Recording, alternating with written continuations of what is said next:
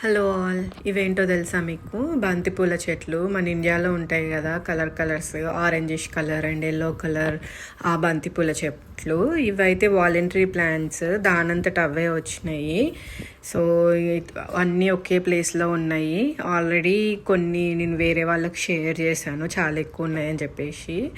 ఇవి తీసుకెళ్ళి వేరే వేరే ప్లేస్లో ట్రాన్స్ప్లాంట్ చేస్తాను.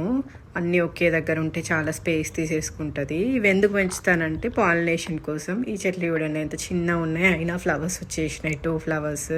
అండ్ పాలినేషన్ వేరే ప్లాంట్స్ అన్నీ ఉన్నాయనుకోండి, బీజ్ అట్రాక్ట్ అవుతాయి అండ్ పాలినేట్ చేస్తాయి, కాబట్టి ఇవన్నీ పెంచుతాను. ఇది కూడా అంతే, రేస్డ్ బెడ్లో సైడ్కి స్పేస్ ఉంది, అది ఎందుకు వేస్ట్ చేయడం అని చెప్పేసి దాంట్లో ప్లాంట్స్ పెట్టినా ఎట్లా ఉంటుందో చూడాలి ఈ ఇయర్.